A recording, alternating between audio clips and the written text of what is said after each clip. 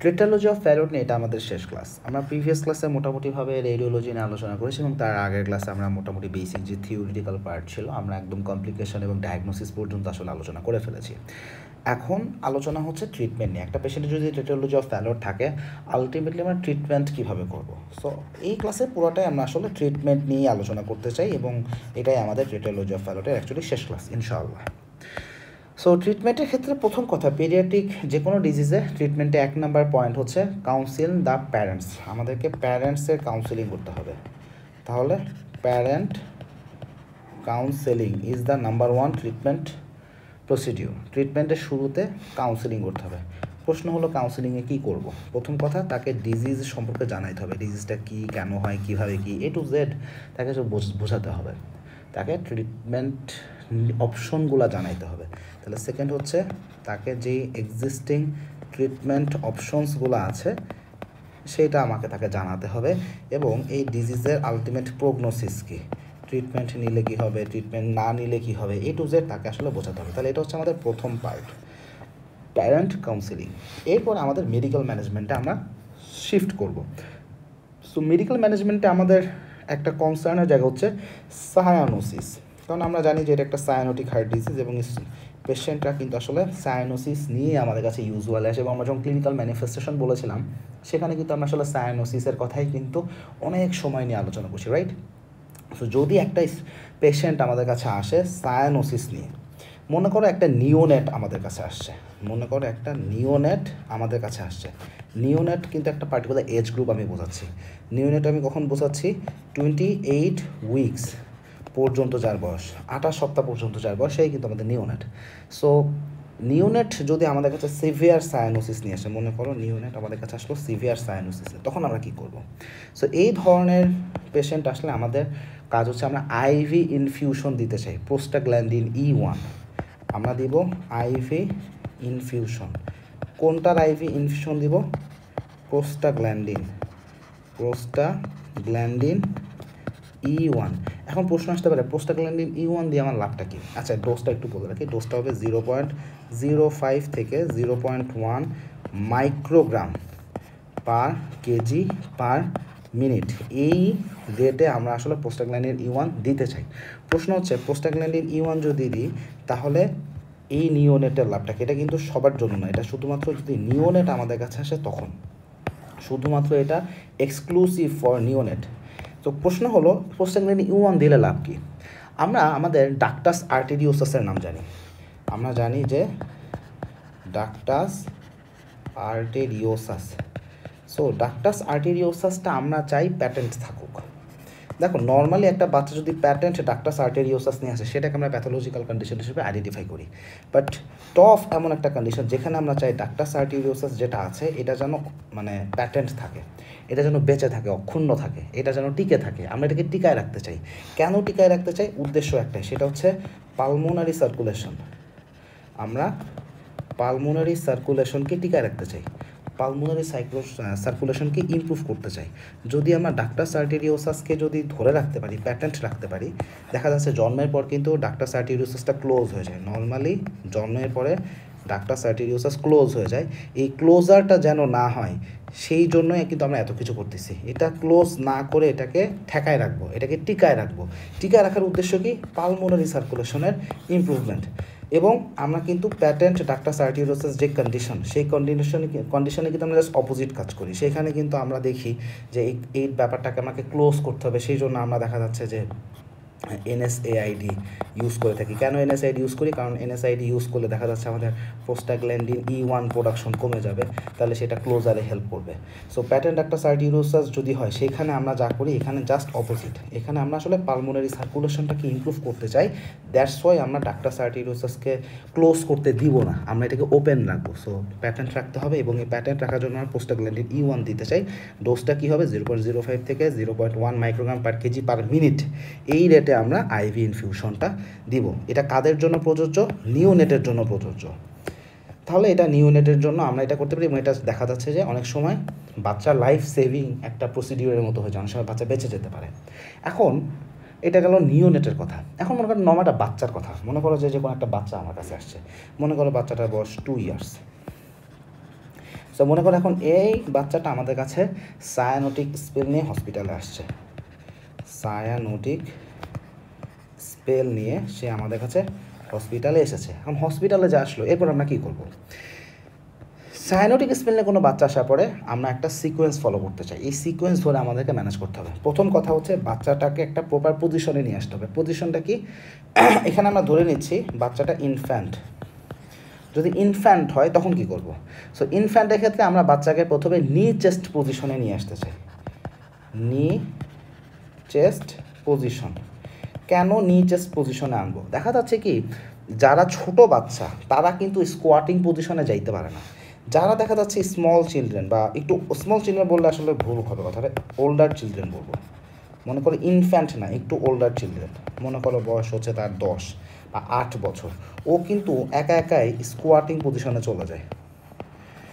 So সে একা একা squatting পজিশনে চলে যায়, কিন্তু এই ইনফ্যান্ট সে কিন্তু নিচ থেকে স্কোয়াটিং পজিশনে যাইতে পারে না। হাঁটু গেলে সে যে লো কমেডে মানুষ যেভাবে মানে বসে সেইভাবে কিন্তু আসলে ওল্ডার চিলড্রেন বসতে পারলো, এই ইনফ্যান্টরা কিন্তু আসলে এভাবে বসতে পারবে না। সো এইখানে আমাদের স্কোয়াটিংয়ে যেটা হচ্ছিল যে আমাদের সিস্টেমিক সার্কুলেশনের প্রেশারটা বেড়ে যায়। সিস্টেমিক প্রেশার বেড়ে গেলে আলটিমেটলি শান্ট রিভার্সাল হয়, তখন আরও পালমোনারি ফ্লোটা কিন্তু আসলে ইম্প্রুভ করে, অলরেডি আমরা বলেছিলাম। সো ইনফ্যান্টের ক্ষেত্রে আমরা যদি নিচেস্ট পজিশনে তাদেরকে নিই, সেম জিনিসটা আমরা পাবো। সো তাদের ক্ষেত্রে আমরা তাহলে নিচেস্ট পজিশন নিব যদি সে ইনফ্যান্ট হয়। আর যদি সে ওল্ডার চিলড্রেন হয় তাহলে সে অটোমেটিকলি স্কোয়াটিং পজিশনে যায়, বা আমরা তাকে বলবো যে তুমি স্কোয়াটিং পজিশন না, আমাদেরকে বুঝাই দিলে সেটা ফলো করবে। সেকেন্ড কথা হচ্ছে আমরা এই বাচ্চাকে অক্সিজেন দিব। কিভাবে অক্সিজেন দিব? অক্সিজেন দিতে হবে 3 to 5 লিটার পার মিনিট। এটা দেওয়ার সিস্টেমটা হচ্ছে আমরা হয় ফেস মাস্কের মাধ্যমে দিব বা হেড বক্স। তাহলে ফেস মাস্ক অথবা হেড বক্স।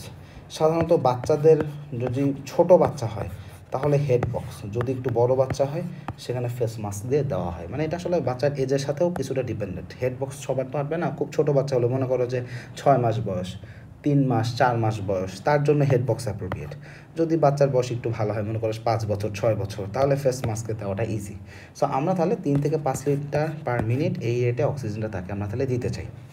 এর পাশাপাশি এনভায়রনমেন্ট, দেখো এনভায়রনমেন্টটা খুব কাম হইতে হবে। পেশেন্টটাকে আইসোলেট রাখতে হবে, বিকজ এই বাচ্চাটা খুব প্যানিক করে, ভয় পায়, সে তখন আরও কান্নাকাটি করবে, কান্নাকাটি করলে আরও ঝামেলা। কিন্তু বাচ্চাটা কান্না করলে ঝামেলা, কান্না থামাইতে হবে। সো এই বাচ্চার জন্য আমাদের সব মিলায় স্ট্রেসফুল এনভায়রনমেন্ট থেকে তাকে দূরে রাখতে হবে। সো আমরা তাকে একটা কাম, ঠান্ডা, একদম নিরাপদ একটা এনভায়রনমেন্ট তাকে প্রোভাইড করতে হবে। সো একটা কাম এনভায়রনমেন্ট আমরা এখানে প্রোভাইড করতে চাই, যেইখানে তাকে প্রয়োজন হলে আইসোলেটেড রাখাই সবচেয়ে ভালো। সো পেশেন্টকে আমরা আইসোলেটেড এবং কাম এনভায়রনমেন্টে রাখতে চাই। এখন মনে করো বেসিক্যালি এইটুকের মধ্যেই সায়ানোটিক স্পেল ইমপ্রুভ করে যাওয়ার কথা। মনে করো এত কিছু করার পরও সায়ানোটিক স্পেল ইমপ্রুভ করে নাই। যদি ইমপ্রুভ এত কিছুর পরে না করে, তখন আমি এই কাজটা করব। তখন কি করব? তখন আমাকে কয়েকটা কাজ করতে হবে। নাম্বার 1, তাকে আইভি ফ্লুইড দিতে হবে। এই আইভি ফ্লুইড আমি তাকে কীভাবে দিব? এখানে আমরা যেটা করব, 10 ml পার কেজি হিসাব করে একটা নর্মাল স্যালাইনের বোলাস ডোজ দিব। নর্মাল স্যালাইনের একটা বোলাস ডোজ দিব। বোলাস ডোজ বলতে আমি কী বুঝাচ্ছি? মনে করো বাচ্চার ওজন হলো 6 কেজি। সো আমি তাকে 60 ml নর্মাল স্যালাইন স্ট্যাট মানে এখনই দিয়ে দিব। এবং এরপরে বোলাস ডোজ পাওয়ার পরে সে একটা মেনটেন্যান্স ফ্লুইড পাবে।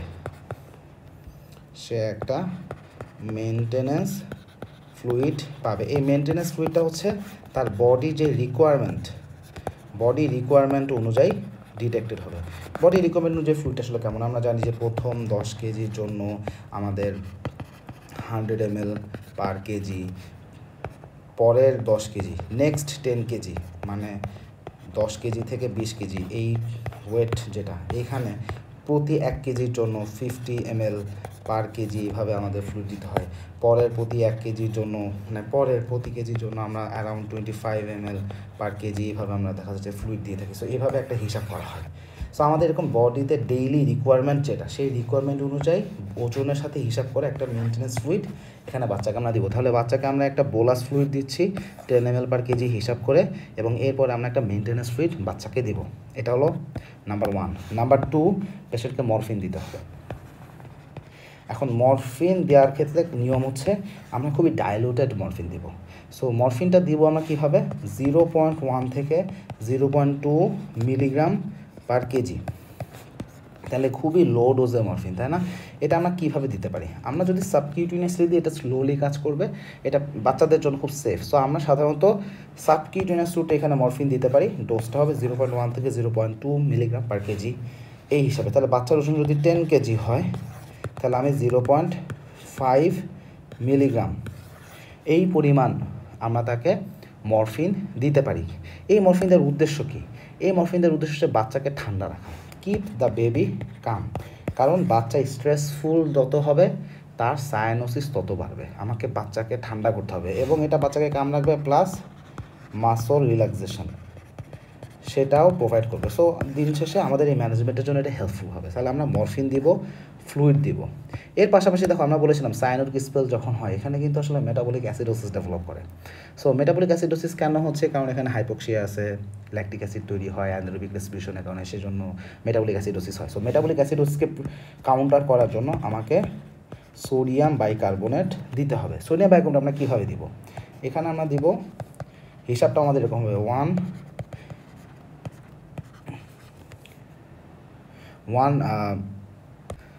সো এখানে 1 মিলি ইকুইভ্যালেন্ট পার কেজি, এই হিসাবে আমরা আসলে সোডিয়াম বাইকার্বনেট দিব টু কারেক্ট অ্যাসিডোসিস। আমাদের উদ্দেশ্য হচ্ছে টু কারেক্ট অ্যাসিডোসিস, মেটাবলিক যে অ্যাসিডোসিস হয় সেটাকে কারেক্ট করতে হবে। আচ্ছা, দেন আমরা আরেকটা ড্রাগ দেবো, সেটা হচ্ছে প্রোপ্রানোলল। প্রোপ্রানোলল এখানে খুব গুরুত্বপূর্ণ একটা ড্রাগ। কেন গুরুত্বপূর্ণ বলছি, প্রোপ্রানোলল হচ্ছে আমাদের এই যে হার্টের এইখানে যে ইনফান্ডিবুলার যে মাসল রয়েছে, ইনফান্ডিবুলার যেই মাসলগুলো আছে এই ইনফান্ডিবুলার মাসলকে সে রিল্যাক্স করতে পারে। So propranolol will relax the infundibular muscle, এবং এইটা যদি সে করতে পারে এটার আলটিমেট রেজাল্ট হচ্ছে ইট উইল রিডিউস স্পাজম। তো আলটিমেটলি পেশেন্টের এটার কারণে আমরা এক্সপেক্ট করি যে পেশেন্টের পালমোনারি সার্কুলেশন ইমপ্রুভ করবে এবং পেশেন্টের সায়ানোসিসটাও সেখানে ইমপ্রুভ করবে। সো এইটা হচ্ছে আমাদের বেসিক চাওয়ার জায়গা, এবং সেই কারণে আমরা তাহলে পেশেন্টকে প্রোপ্রানোলল দিচ্ছি। প্রোপ্রানোলল দিলে আমরা কীভাবে দিই, 0.1 মিলিগ্রাম পার কেজি আইভি এই রেটে আমরা আসলে পেশেন্টকে দিতে চাই। তাহলে আমরা এটা করব।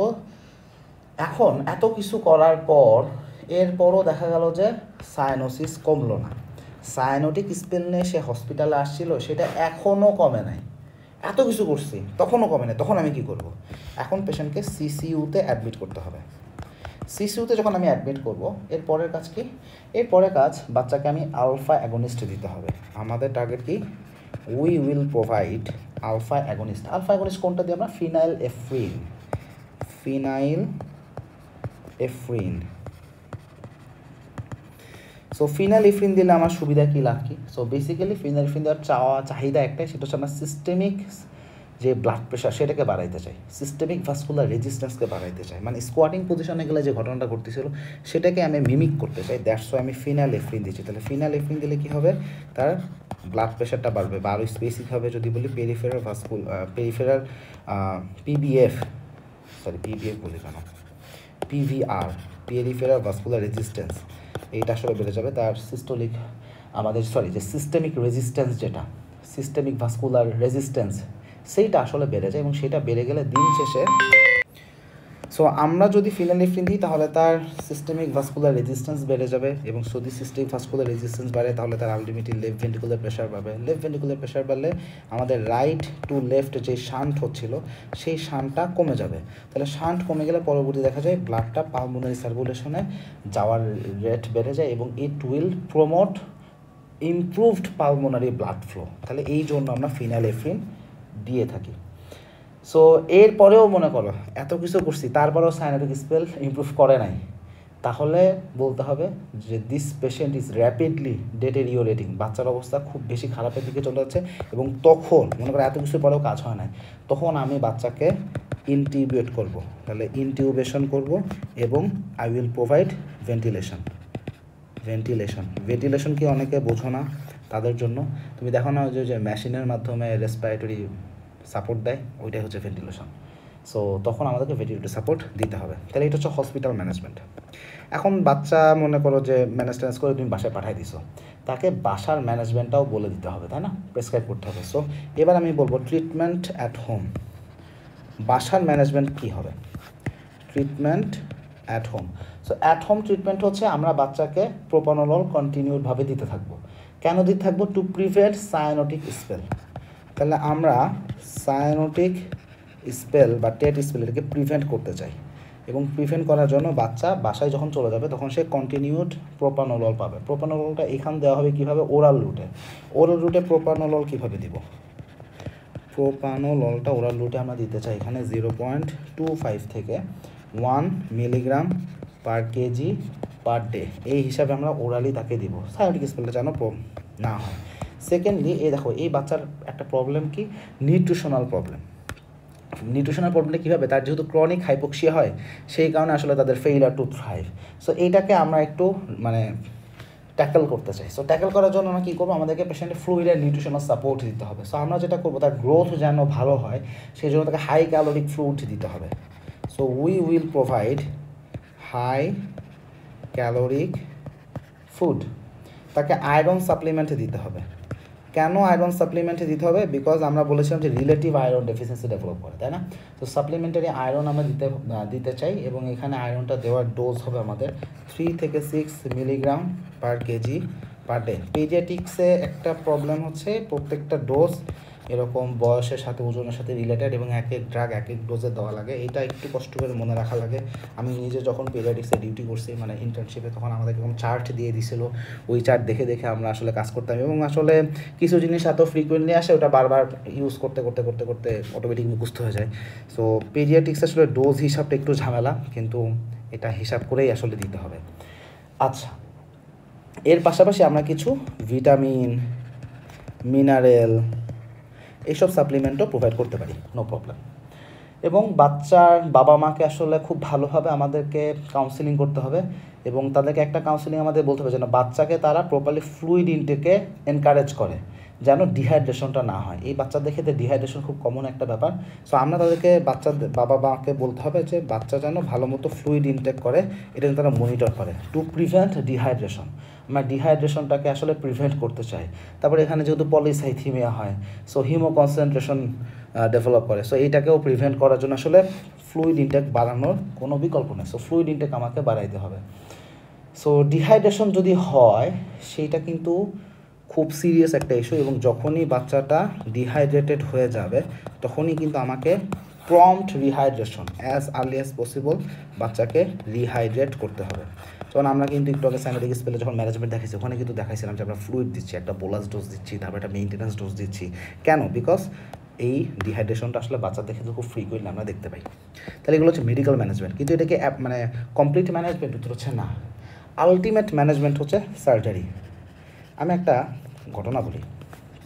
আমি যখন নিজে থার্ড ইয়ার স্টুডেন্ট ছিলাম, আমাদের সার্জারি যখন ওয়ার্ড হচ্ছিলো, সার্জারি ওয়ার্ডে আমার যেই ক্লাস নিচ্ছিল, খুব সম্ভবত সে ওই টাইমে মনে হয় রেজিস্টার ছিল, মোস্ট প্রবলি বা সিএ ছিল, আমি মনে করতে পারি না।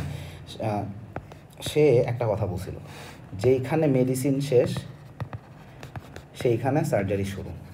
সো আমি আসলে ওই টাইম থেকে আমার মেডিসিনের প্রতি একটা ভালোবাসা তৈরি হওয়া শুরু হয়েছে, এবং যখন আমি কথাটা শুনছিলাম আমার আসলে খুব খারাপ লাগছিল, আমার আসলে খুব কষ্ট লাগছিল কথাটা শুনে, আমার খুব রাগ হয়েছিল। কিন্তু টু সাম এক্সটেন্ট এটাকে আমি আসলে অস্বীকার করবো না, যেখানে মেডিসিন শেষ সেখানে সার্জারি শুরু, এটা অনেক ক্ষেত্রেই বাস্তব। যেমন এই যে টেট্রালজি অফ ফ্যালোট, এতক্ষণ ধরে কিন্তু মেডিসিনের কাহিনী বললাম, এখন তোমাদেরকে সার্জারি কাহিনী বলবো। আলটিমেট ম্যানেজমেন্ট এখানে সার্জনরা করবে। আলটিমেট ম্যানেজমেন্ট কি?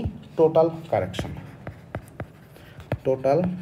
আমি নিজে কিন্তু মেডিসিনে ক্যারিয়ার করতেছি, বাট কিছু জায়গায় বাস্তবতাকে অস্বীকার করার কোনো সুযোগ নাই। এটা কিন্তু সব জায়গায় না। Medicine is king in its own realm, surgery is king in its own realm, but কিছু জায়গা আছে যেখানে মেডিসিনের কাজ শেষ সেখানে সার্জারি শুরু। সো এটা এমন একটা জায়গা। সো এখানে আমাদের টোটাল কারেকশন আর সার্জারির সুযোগ আছে। সাধারণত টোটাল কারেকশনটা করা হয় ছোট বয়সেই, 1 মাস বয়স থেকে শুরু করে সার্জারিটা করা যেতে পারে। সাধারণত চেষ্টা করা হয় 4 থেকে 6 মাস বছর বয়স, এই টাইমের মধ্যে সার্জারিটা করে ফেলতে চেষ্টা করা হয়। এখন মনে করো যে কারো ক্ষেত্রে আমরা টোটাল কারেকশন করতে পারতেছি না, কোনো একটা সমস্যা আছে মনে করো, অথবা মনে করো যে টফ আছে, তার সাথে কিছু কোমরবিডিটিসও আছে, মনে করো যে অন্য কোনো কনজেনিটাল অ্যাবনর্মালিটি বা প্রি ম্যাচিউরিটি এরকম কোনো একটা কিছু আছে। তাহলে মনে করো টফ আছে, বাট সেটার সাথে মনে করো আরও কিছু প্রবলেম আছে, হইতে পারে প্রি ম্যাচিউরিটি, হতে পারে যে আদার কোনো অ্যাবনর্মালিটিস, এইগুলো আছে। তখন আমরা কী করতে পারি? তখন আমাদের সামনে আরেকটা অপশন হচ্ছে palliative surgery. Palliative surgery, basically palliative সার্জারিতে আমরা আসলে কী করি? দেখো, এই প্যালিয়েটিভ সার্জারির একটা নাম আছে, সেটা হচ্ছে ব্ল্যালক টাসিং শান্ট। ব্ল্যালক টাসিং শান্ট। সো এইখানে আসলে যেটা করা হয়, আমাদের যেটা সাবক্ল্যাভিয়ান আর্টারি, সাবক্ল্যাভিয়ান আর্টারি, এই সাবক্ল্যাভিয়ান আর্টারি কি সিস্টেমিক সার্কুলেশনের পার্ট না? এটার সাথে আমরা একটা শান্ট বানায় দিব, এটার সাথে একটা রাস্তা বানায় দিব। কার সাথে রাস্তা বানায় দিব? রাস্তা বানায় দেবো পালমোনারি আর্টারির সাথে, পালমোনারি আর্টারির সাথে। তাহলে কী হবে? পালমোনারি সার্কুলেশনের ফ্লো আমি বাড়াই দিতে পারছি। মনে করো যে আমি প্যাটার্ন ডাক্টাস আর্টেরিওসাস যেই কারণে একটা নিউনিটে ধরে রাখতে চেয়েছিলাম, এখানেও সেম কাহিনী। তাই সহজ করে আমি একটা সিম্পল একটা ছবি এঁকে এটা বোঝানোর চেষ্টা করি। মনে করো আমাদের টফে প্রবলেম কী? টফের প্রবলেম হচ্ছে পালমোনারি ট্রাঙ্ক যদি এটা হয়, মনে করো এটা রাইট ভেন্ট্রিকল, এটা পালমোনারি ট্রাঙ্ক, এখান থেকে ব্লাড কম যাচ্ছে, তাই তো? আমি যেটা করবো, এই পালমোনারি আর্টারির সাথে মনে করো যে এখানে আমাদের একটা অ্যাওর্টা গেছে, মনে করো অ্যাওর্টা থেকে আমাদের সাবক্ল্যাভিয়ান আর্টারি আসছে। সাবক্ল্যাভিয়ান আর্টারি কি সিস্টেমিক সার্কুলেশনের ব্লাড নিয়ে যাচ্ছে না? এটার সাথে এখানে একটা রাস্তা করে দেবো। এটা হচ্ছে আমার সেই শান্ট, বাইপাস রোড। এই বাইপাস রোড দেখুন, এই ব্লাড লাংসে চলে যাবে। তাহলে আমাদের লাংসের যে blood circulation, pulmonary blood circulation, সেটাকে আমি একটু বাড়ায় দিতে পারলাম, এবং সেটা অক্সিজেনেশনকে ইমপ্রুভ করবে, পেশেন্টের সাইনোসিস কমায় যাবে, এবং চাইল্ডের যে গ্রোথ সেটাকে প্রমোট করবে, এবং পরবর্তীতে সার্জিক্যাল রিপেয়ারটা কমপ্লিট করার সুযোগ আমি পাবো, মানে এরপরে আবার সার্জারি করার সুযোগ থাকবে। সো এইটা আমাদের একটা প্যালিয়েটিভ সার্জিক্যাল অপশন। সো এই হচ্ছে বেসিক ম্যানেজমেন্ট। এখন এখানে একটা কমপ্লিকেশনের মধ্যে একটা ছিল ইনফেক্টিভ এন্ডোকার্ডাইটিস। তাহলে যেই বাচ্চার টফ আছে তার ইনফেক্টিভ এন্ডোকার্ডাইটিসকে আমরা প্রিভেন্ট করতে চাই। এই প্রিভেন্ট করার জন্য কি আমরা প্রোফাইল্যাক্সিস নিতে পারি? প্রোফাইল্যাক্সিস বা প্রোফাইল্যাকটিক অ্যান্টিবায়োটিক থেরাপি দিতে পারি? উত্তর হচ্ছে হ্যাঁ, আমরা এটা দিতে পারবো। এবার আসি প্রগনোসিস, আলটিমেট রেজাল্ট কি? Long term outcome of TOF, এটা আসলে ডিপেন্ড করতেছে ওই পালমোনারি আর্টারির অ্যানাটমিক্যাল লোকেশন, সাইজ, অ্যানাটমি, তার উপরে। সো এখানে পালমোনারি আর্টারি, এটার অ্যানাটমি বলো, সাইজ বলো, তার উপর আসলে ব্যাপারটা ডিপেন্ড করে। এখানে কোনো পেশেন্টের ক্ষেত্রে প্রগনোসিস ভালো হতে পারে, কারোর ক্ষেত্রে প্রগনোসিস খারাপ হতে পারে। পুরো ব্যাপারটা আসলে পালমোনারি আর্টারির অ্যানাটমি উপর আসলে ডিপেন্ড করতেছে। ওই বাচ্চাটার ক্ষেত্রে অ্যানাটমিটা এক্স্যাক্টলি কীরকম তার উপরে ডিপেন্ড করে। সো এটা বাইরে থেকে দেখে বলা difficult, but pulmonary artery assess করার পরে তখন ওইটা বলা যাবে। সো এই ছিল মোটামুটি আমাদের টফের আলোচনা। সবাই